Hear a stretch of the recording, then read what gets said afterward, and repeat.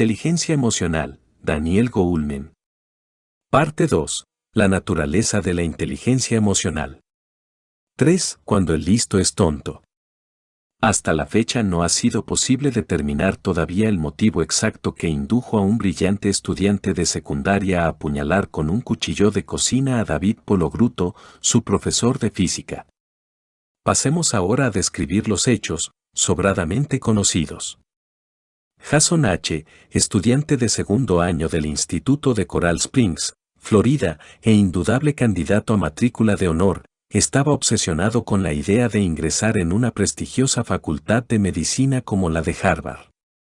Pero Pologruto le había calificado con un notable alto, una nota que le obligaba a arrojar por la borda todos sus sueños, de modo que, provisto de un cuchillo de carnicero, se dirigió al laboratorio de física y, en el transcurso de una discusión con su profesor, no dudó en clavárselo a la altura de la clavícula antes de que pudieran reducirle por la fuerza. El juez declaró inocente a Jason porque, según reza la sentencia confirmada, por otra parte, por un equipo de psicólogos y psiquiatras, durante el altercado se hallaba claramente sumido en un estado psicótico. El joven, por su parte, declaró que, apenas tuvo conocimiento de la nota, pensó en quitarse la vida pero que, antes de suicidarse, quiso visitar a Pologruto para hacerle saber que la única causa de su muerte sería su baja calificación. La versión de Pologruto, no obstante, fue muy diferente, puesto que, según él, Jason se hallaba tan furioso que, creo que me visitó completamente decidido a atacarme. Más tarde, Jason ingresó en una escuela privada y, 2 años después, logró graduarse con la nota más alta de su clase. De haber seguido un curso normal, hubiera alcanzado un sobresaliente, pero decidió matricularse en varias asignaturas adicionales para elevar su nota media, que finalmente fue de matrícula de honor. Pero a pesar de que Jason hubiera terminado graduándose con una calificación extraordinaria, Pologruto se lamentaba de que nunca se hubiera disculpado ni tampoco hubiera asumido la menor responsabilidad por su agresión. ¿Cómo puede una persona con un nivel de inteligencia tan elevado llegar a cometer un acto tan estúpido? La respuesta necesariamente radica en que la inteligencia académica tiene poco que ver con la vida emocional. Hasta las personas más descollantes y con un CI más elevado pueden ser pésimos timoneles de su vida y llegar a zozobrar en los escollos de las pasiones desenfrenadas y los impulsos ingobernables. A pesar de la consideración popular que suelen recibir, uno de los secretos a voces de la psicología es la relativa incapacidad de las calificaciones académicas, del CI, o de la puntuación alcanzada en el SAT, test de aptitud académica, para predecir el éxito en la vida. A decir verdad, desde una perspectiva general sí que parece existir, en un sentido amplio, cierta relación entre el CI y las circunstancias por las que discurre nuestra vida. De hecho, las personas que tienen un bajo CI suelen acabar desempeñando trabajos muy mal pagados mientras que quienes tienen un elevado CI tienden a estar mucho mejor remunerados. Pero esto, ciertamente, no siempre ocurre así. Existen muchas más excepciones a la regla de que el CI predice del éxito en la vida que situaciones que se adapten a la norma. En el mejor de los casos, el CI parece aportar tan solo un 20% de los factores determinantes del éxito, lo cual supone que el 80% restante depende de otra clase de factores. Como ha subrayado un observador, en última instancia, la mayor parte de los elementos que determinan el logro de una mejor o peor posición social no tienen que ver tanto con el CI como con factores tales como la clase social o la suerte. Incluso autores como Richard Herenstein y Charles Murray, cuyo libro de Bell Curve atribuye al CI una relevancia incuestionable, reconocen que, tal vez fuera mejor que un estudiante de primer año de universidad con una puntuación SAT en matemáticas de 500 no aspirara a dedicarse a las ciencias exactas, lo cual no obsta para que no trate de realizar sus sueños de montar su propio negocio, llegar a ser senador o ahorrar $1 millón. La relación existente entre la puntuación alcanzada en el SAT y el logro de nuestros objetivos vitales se ve frustrada por otras características.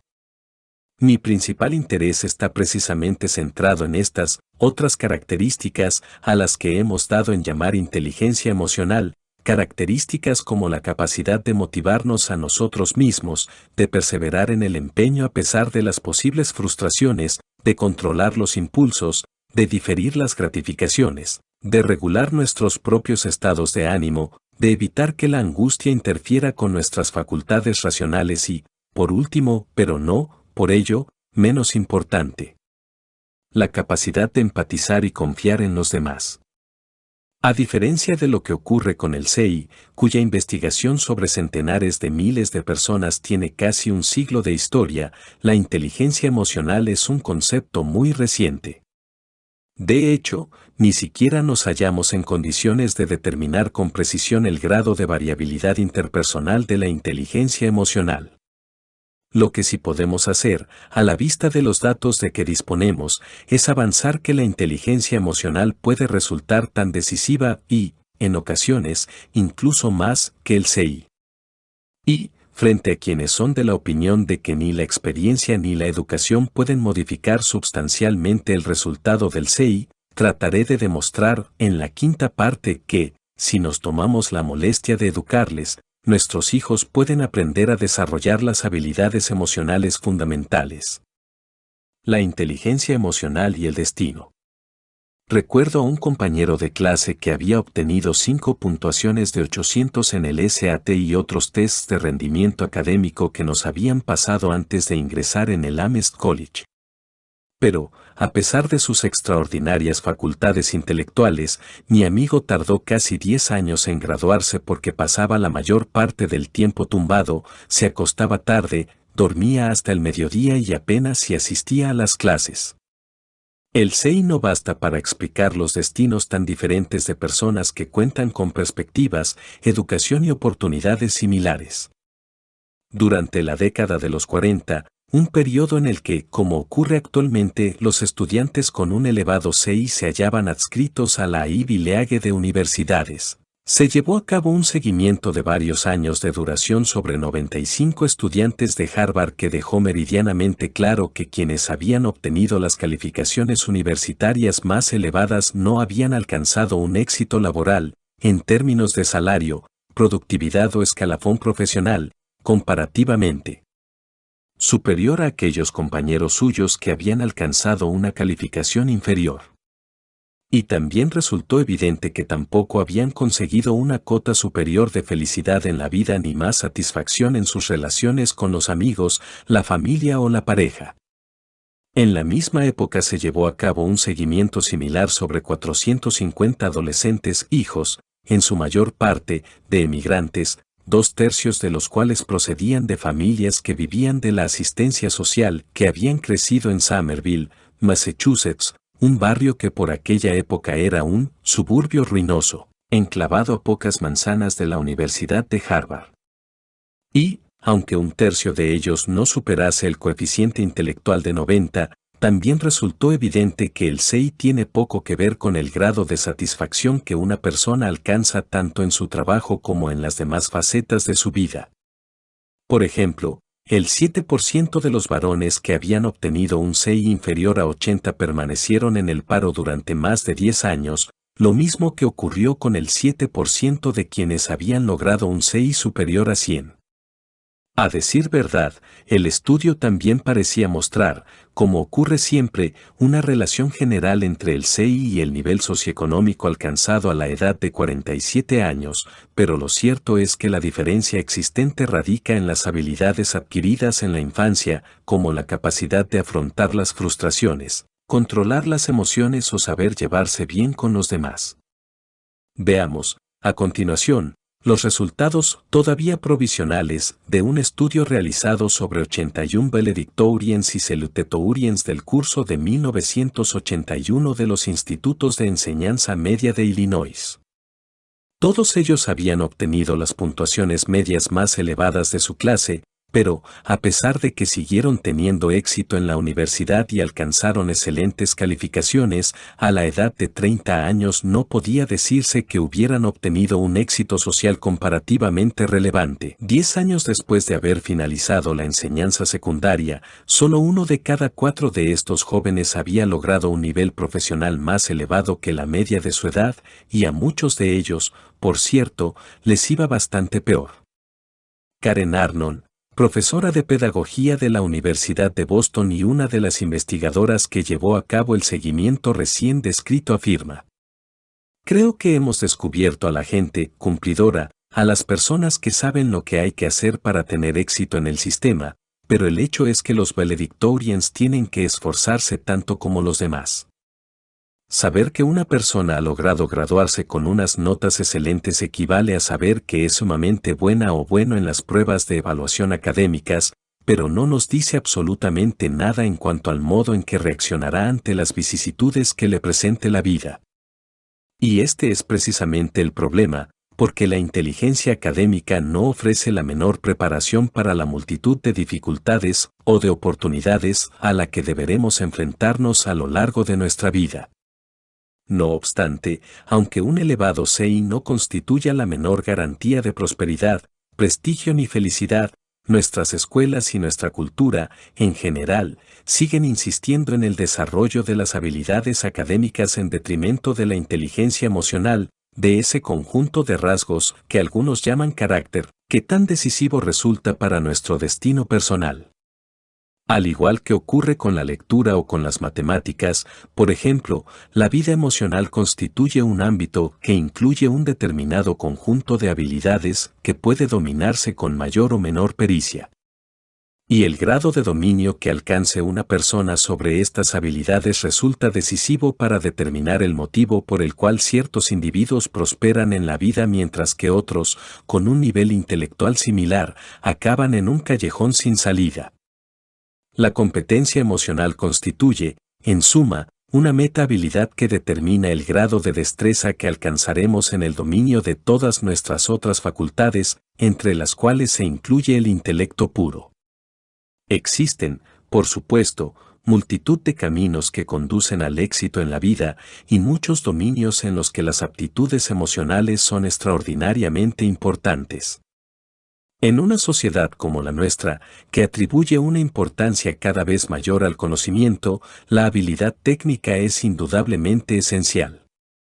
Hay un chiste infantil a este respecto que dice que no deberíamos extrañarnos si dentro de unos años tenemos que trabajar para quien hoy en día consideramos tonto. En cualquiera de los casos, en la tercera parte veremos que hasta los tontos pueden beneficiarse de la inteligencia emocional para alcanzar una posición laboral privilegiada. Existe una clara evidencia de que las personas emocionalmente desarrolladas, es decir, las personas que gobiernan adecuadamente sus sentimientos y asimismo saben interpretar y relacionarse efectivamente con los sentimientos de los demás, disfrutan de una situación ventajosa en todos los dominios de la vida, desde el noviazgo y las relaciones íntimas hasta la comprensión de las reglas tácitas que gobiernan el éxito en el seno de una organización. Las personas que han desarrollado adecuadamente las habilidades emocionales suelen sentirse más satisfechas, son más eficaces y más capaces de dominar los hábitos mentales que determinan la productividad. Quienes, por el contrario, no pueden controlar su vida emocional, se debaten en constantes luchas internas que socavan su capacidad de trabajo y les impiden pensar con la suficiente claridad. Un tipo de inteligencia diferente.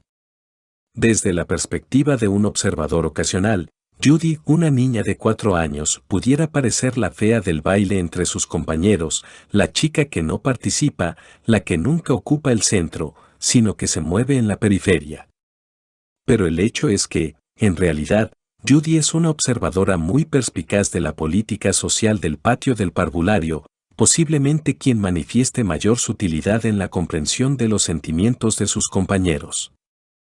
Esta sutilidad no se hizo patente hasta el día en que su maestra reuniera en torno hacia todos los niños de 4 años para jugar un juego al que denominan el juego de la clase, un test, en realidad, de sensibilidad social. en el que se utiliza una especie de casa de muñecas que reproduce el aula y en cuyo interior se dispone una serie de figurillas que llevan en sus cabezas las fotografías del rostro de sus maestros y de sus compañeros.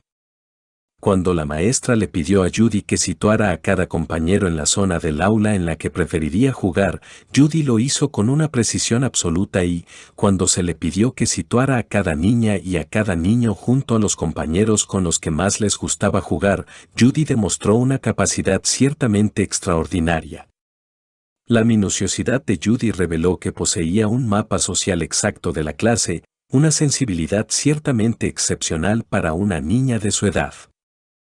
Y son precisamente estas habilidades las que posiblemente permitan que Judy termine alcanzando una posición destacada en cualquiera de los campos en los que tengan importancia las habilidades personales, como las ventas, la gestión empresarial o la diplomacia.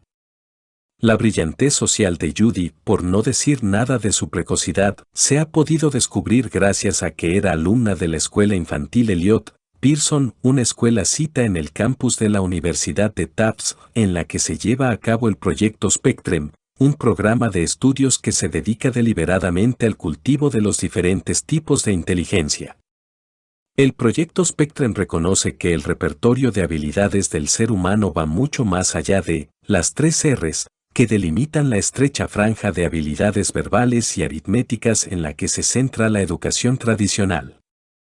El programa en cuestión reconoce también que una habilidad tal como la sensibilidad social de Judy constituye un tipo de talento que la educación debiera promover en lugar de limitarse a ignorarlo e incluso a reprimirlo.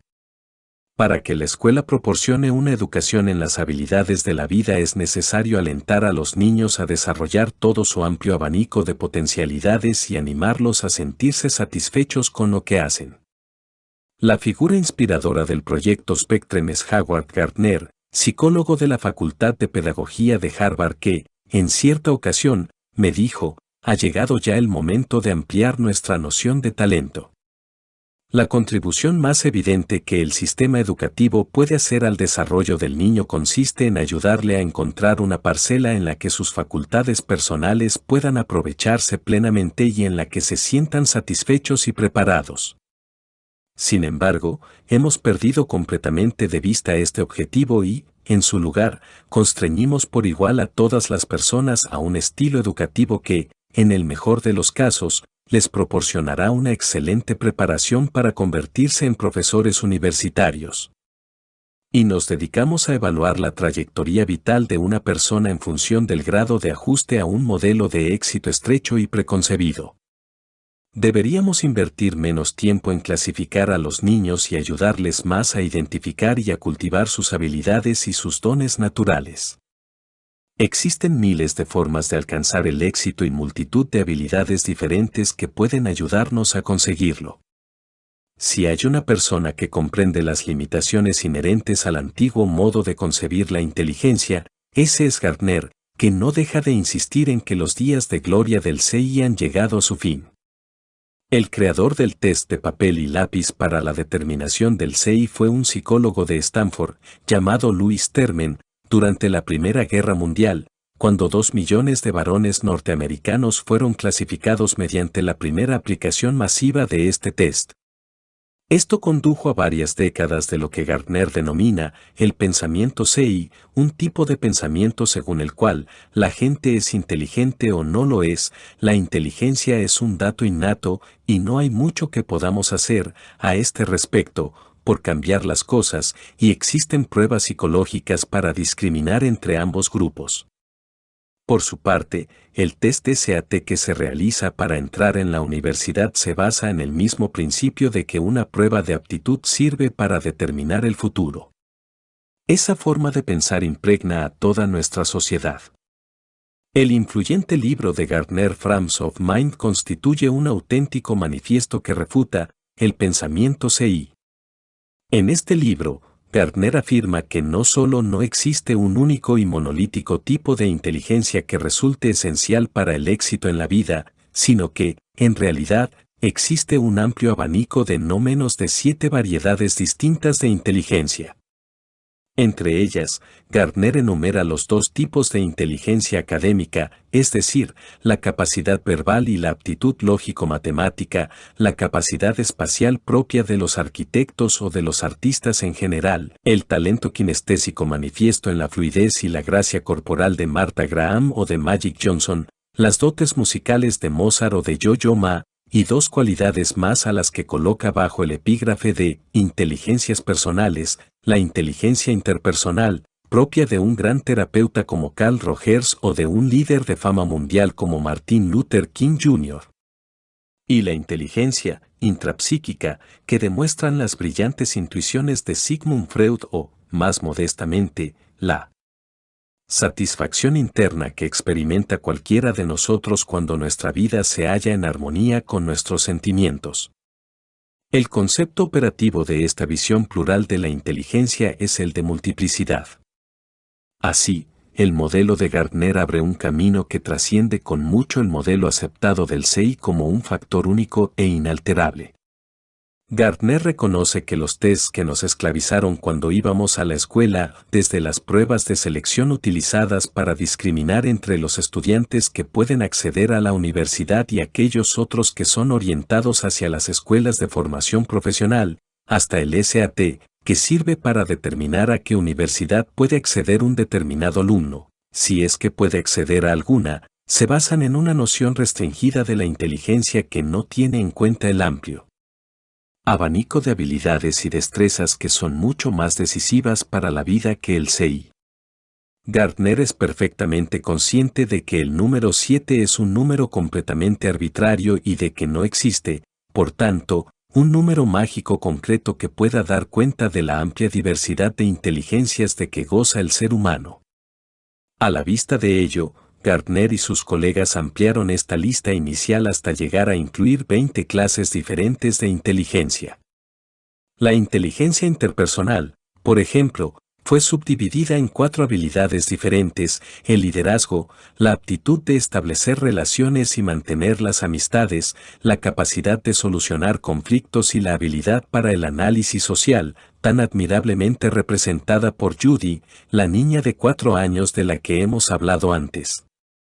Esta visión multidimensional de la inteligencia nos brinda una imagen mucho más rica de la capacidad y del potencial de éxito de un niño que la que nos ofrece el CI.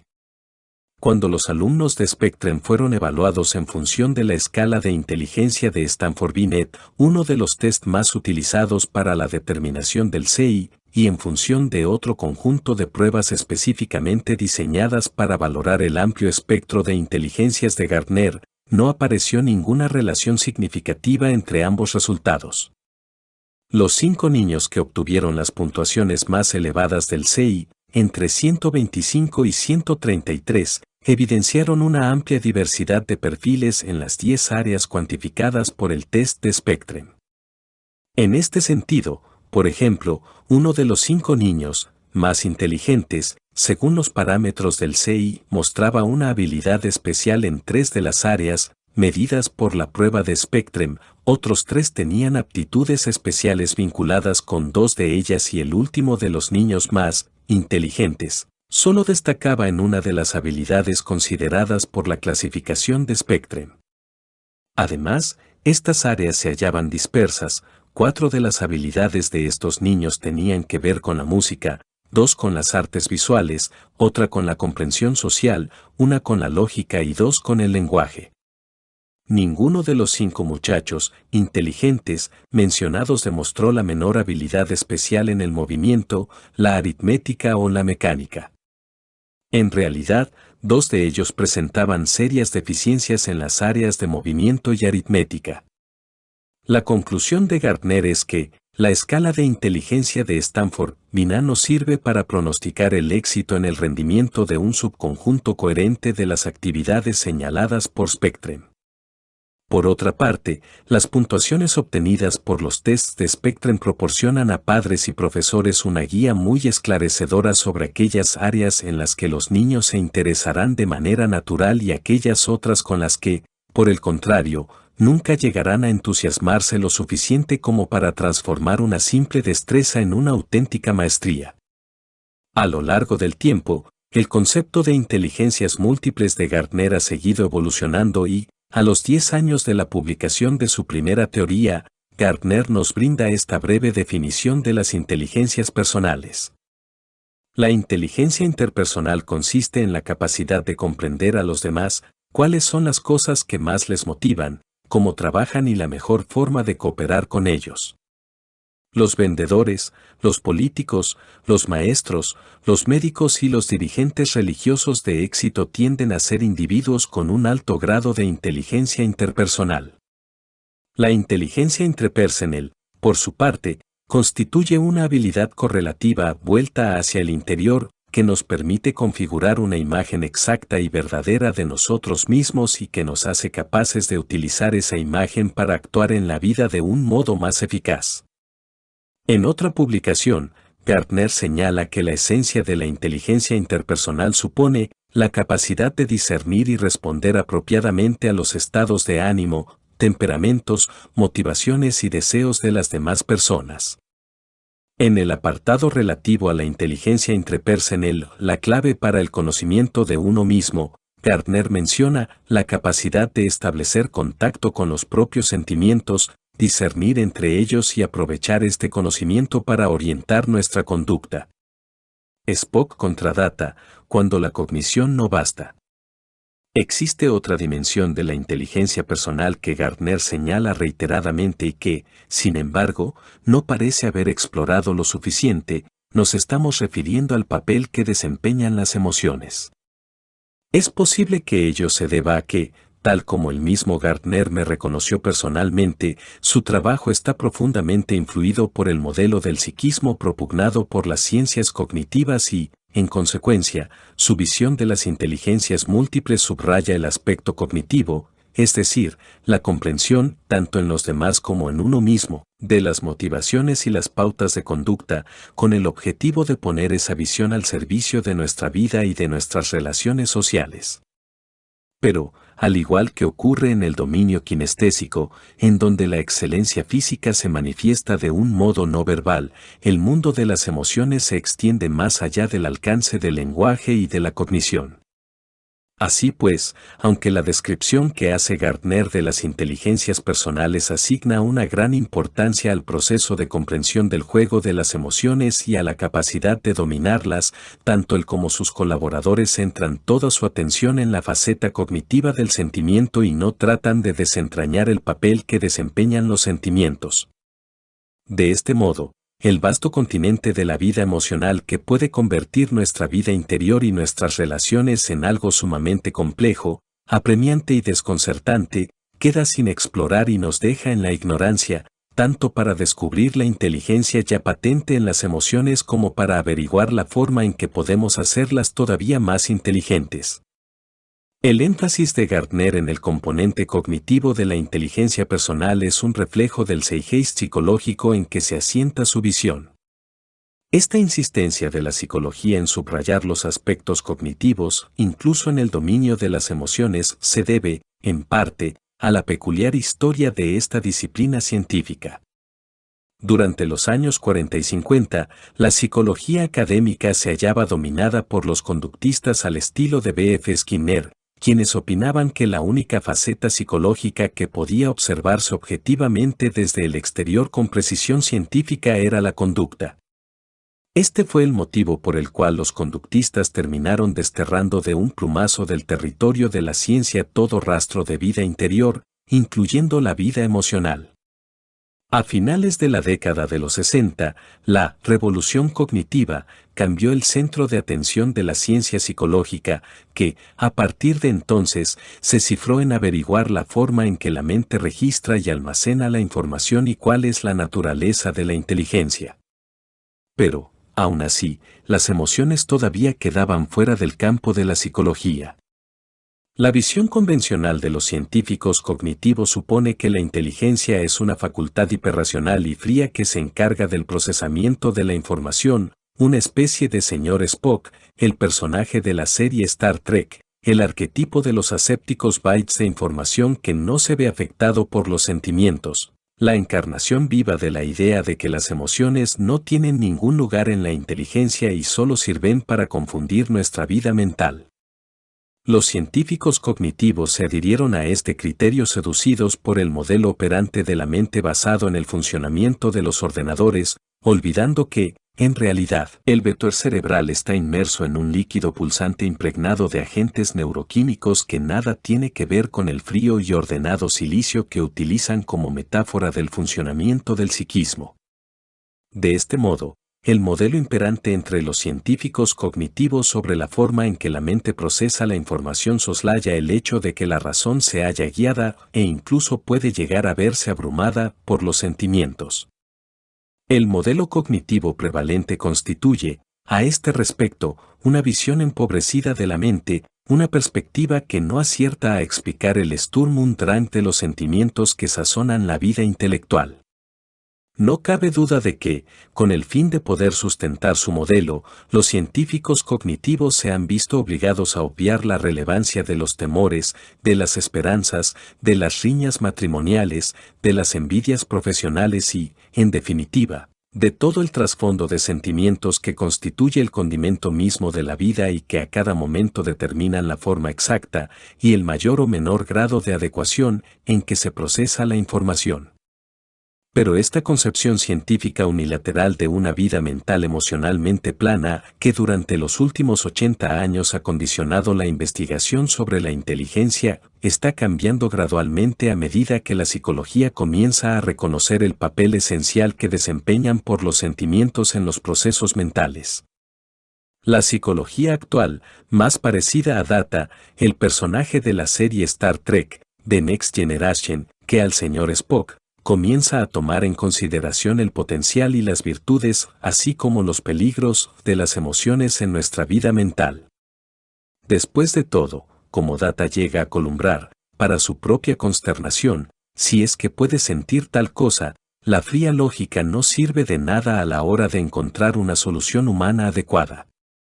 Los sentimientos constituyen el dominio en el que más evidente se hace nuestra humanidad y, en ese sentido, Data quiere llegar a sentir porque sabe que, mientras no sienta, no podrá acceder a un aspecto fundamental de la humanidad. Anhela la amistad y la lealtad porque, como el hombre de hojalata del mago de Oz, carece de corazón. Al faltarle el sentido lírico que proporcionan los sentimientos, Data puede componer música o escribir poesía haciendo alarde de un alto grado de virtuosismo técnico, pero jamás podrá llegar a experimentar la pasión.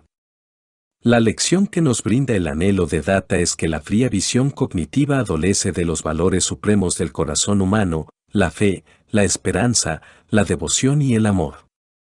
Así pues, dado que las emociones no resultan empobrecedoras sino todo lo contrario, cualquier modelo de la mente que las soslaye será siempre un modelo parcial. Cuando pregunté a Gardner sobre su insistencia en la preponderancia del pensamiento sobre el sentimiento o en la metacognición más que en las emociones mismas, reconoció que su visión de la inteligencia se atenía al modelo cognitivo, pero añadió: cuando escribí por vez primera sobre las inteligencias personales me refería, en realidad, a las emociones, especialmente en lo que atañe a la noción de la inteligencia intrapersonal, uno de cuyos aspectos principales es la capacidad para sintonizar con las propias emociones.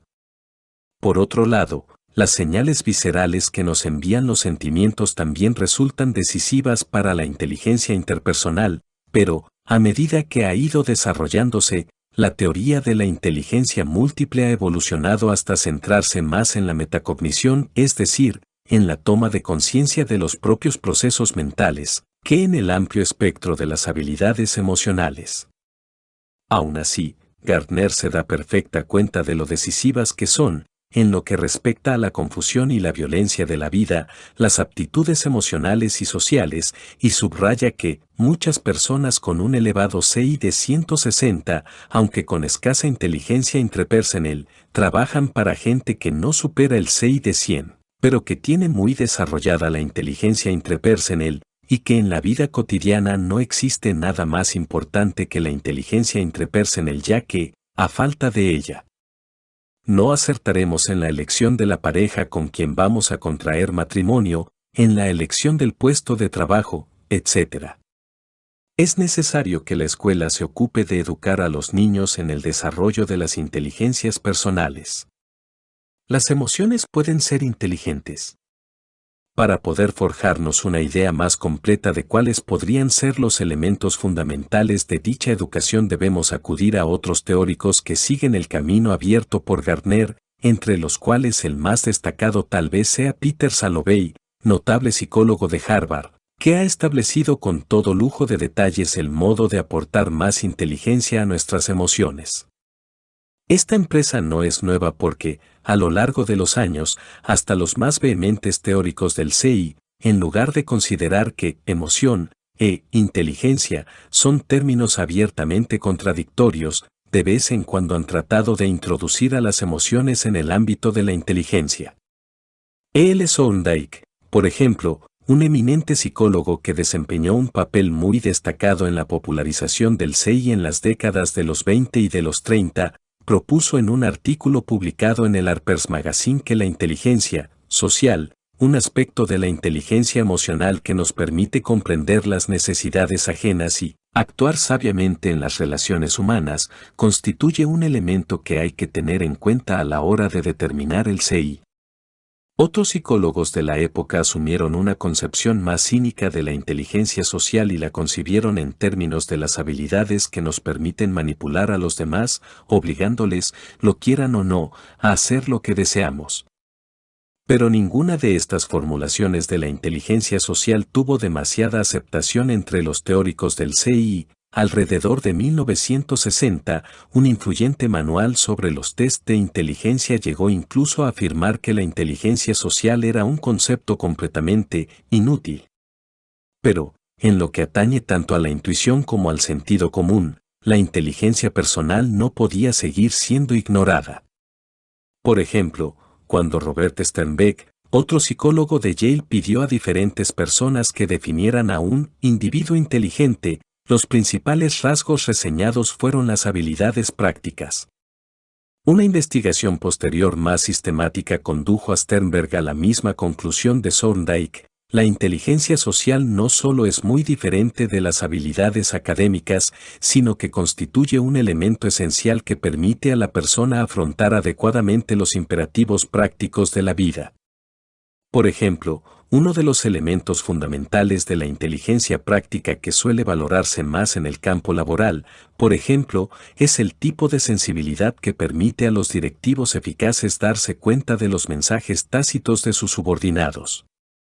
En los últimos años, un número cada vez más nutrido de psicólogos ha llegado a conclusiones similares, coincidiendo con Gardner en que la vieja teoría del CI se ocupa solo de una estrecha franja de habilidades lingüísticas y matemáticas, y que tener un elevado CI tal vez pueda predecir adecuadamente quién va a tener éxito en el aula o quién va a llegar a ser un buen profesor, pero no tiene nada que decir con respecto al camino que seguirá la persona una vez concluida su educación. Estos psicólogos, con Sternberg y Salovey a la cabeza, han adoptado una visión más amplia de la inteligencia y han tratado de reformularla en términos de aquello que hace que uno enfoque más adecuadamente su vida, una línea de investigación que nos retrotrae a la apreciación de que la inteligencia constituye un asunto decididamente personal o emocional. La definición de Salovey subsuma las inteligencias personales de Gardner y las organiza hasta llegar a abarcar 5 competencias principales. 1. El conocimiento de las propias emociones. El conocimiento de uno mismo, es decir, la capacidad de reconocer un sentimiento en el mismo momento en que aparece, constituye la piedra angular de la inteligencia emocional. Como veremos en el capítulo 4, la capacidad de seguir momento a momento nuestros sentimientos resultan crucial para la introvisión psicológica y para la comprensión de uno mismo. Por otro lado, la incapacidad de percibir nuestros verdaderos sentimientos nos deja completamente a su merced.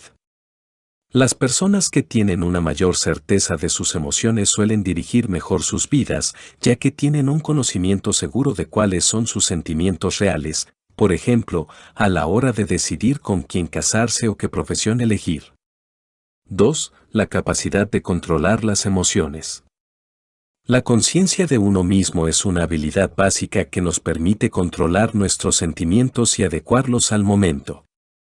En el capítulo 5 examinaremos la capacidad de tranquilizarse a uno mismo, de desembarazarse de la ansiedad, de la tristeza, de la irritabilidad exageradas y de las consecuencias que acarrea su ausencia. Las personas que carecen de esta habilidad tienen que batallar constantemente con las tensiones desagradables, mientras que, por el contrario, quienes destacan en el ejercicio de esta capacidad se recuperan mucho más rápidamente de los reveses y contratiempos de la vida. 3. La capacidad de motivarse uno mismo. Como veremos en el capítulo 6, el control de la vida emocional y su subordinación a un objetivo resulta esencial para espolear y mantener la atención, la motivación y la creatividad. El autocontrol emocional, la capacidad de demorar la gratificación y sofocar la impulsividad, constituye un imponderable que subyace a todo logro. Y si somos capaces de sumergirnos en el estado de flujo, estaremos más capacitados para lograr resultados sobresalientes en cualquier área de la vida. Las personas que tienen esta habilidad suelen ser más productivas y eficaces en todas las empresas que acometen. 4. El reconocimiento de las emociones ajenas. La empatía, otra capacidad que se asienta en la conciencia emocional de uno mismo, constituye la habilidad popular fundamental. En el capítulo 7 examinaremos las raíces de la empatía, el coste social de la falta de armonía emocional y las razones por las cuales la empatía puede prender la llama del altruismo.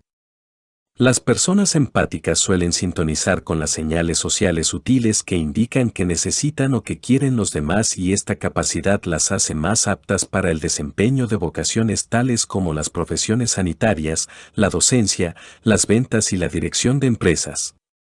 5. El control de las relaciones. El arte de las relaciones se basa, en buena medida, en la habilidad para relacionarnos adecuadamente con las emociones ajenas. En el capítulo 8 revisaremos la competencia o la incompetencia social y las habilidades concretas involucradas en esta facultad. Estas son las habilidades que subyacen a la popularidad, el liderazgo y la eficacia interpersonal. Las personas que sobresalen en este tipo de habilidades suelen ser auténticas estrellas que tienen éxito en todas las actividades vinculadas a la relación interpersonal. No todas las personas manifiestan el mismo grado de pericia en cada uno de estos dominios. Hay quienes son sumamente diestros en gobernar su propia ansiedad, por ejemplo, pero en cambio, son relativamente ineptos cuando se trata de apaciguar los trastornos emocionales ajenos. A fin de cuentas, el sustrato de nuestra pericia al respecto es, sin duda, neurológico, pero, como veremos a continuación, el cerebro es asombrosamente plástico y se halla sometido a un continuo proceso de aprendizaje. Las lagunas en la habilidad emocional pueden remediarse y, en términos generales, cada uno de estos dominios representa un conjunto de hábitos y de reacciones que, con el esfuerzo adecuado, pueden llegar a mejorarse. El CI y la inteligencia emocional, los tipos puros. El CI y la inteligencia emocional no son conceptos contrapuestos sino tan solo diferentes. Todos nosotros representamos una combinación peculiar entre el intelecto y la emoción. Las personas que tienen un elevado CI, pero que, en cambio, manifiestan una escasa inteligencia emocional, o que, por el contrario, muestran un bajo CI con una elevada inteligencia emocional, suelen ser, a pesar de los estereotipos, relativamente raras. En cambio, parece como si existiera una débil correlación entre el CI y ciertos aspectos de la inteligencia emocional, aunque una correlación lo suficientemente débil como para dejar bien claro que se trata de entidades completamente independientes. A diferencia de lo que ocurre con los test habituales del CI, no existe, ni jamás podrá existir, un solo test de papel y lápiz capaz de determinar el grado de inteligencia emocional. Aunque se ha llevado a cabo una amplia investigación de los elementos que componen la inteligencia emocional, algunos de ellos, como la empatía, por ejemplo, solo pueden valorarse poniendo a prueba la habilidad real de la persona para ejecutar una tarea específica como, por ejemplo, el reconocimiento de las expresiones faciales ajenas grabadas en vídeo. Aún así, Jack Block, psicólogo de la Universidad Californiana de Berkeley, utilizando una medida muy similar a la inteligencia emocional que él denomina capacidad adaptativa del ego y que incluye las principales competencias emocionales y sociales, ha establecido una comparación de dos tipos teóricamente puros: el tipo puro de individuo con un elevado CI y el tipo puro de individuo con aptitudes emocionales altamente desarrolladas. Las diferencias encontradas a este respecto son sumamente expresivas. El tipo puro de individuo con un alto CI, esto es, soslayando la inteligencia emocional, constituye casi una caricatura del intelectual entregado al dominio de la mente, pero completamente inepto en su mundo personal. Los rasgos más sobresalientes difieren ligeramente entre mujeres y hombres. No es de extrañar que los hombres con un elevado CI se caractericen por una amplia gama de intereses y habilidades intelectuales y suelan ser ambiciosos, productivos, predecibles, tenaces y poco dados a reparar en sus propias necesidades. Tienden a ser críticos, condescendientes, aprensivos, inhibidos, a sentirse incómodos con la sexualidad y las experiencias sensoriales en general y son poco expresivos, distantes y emocionalmente fríos y tranquilos. Por el contrario, los hombres que poseen una elevada inteligencia emocional suelen ser socialmente equilibrados, extravertidos, alegres, poco predispuestos a la timidez y a rumiar sus preocupaciones. Demuestran estar dotados de una notable capacidad para comprometerse con las causas y las personas, suelen adoptar responsabilidades, mantienen una visión ética de la vida y son afables y cariñosos en sus relaciones.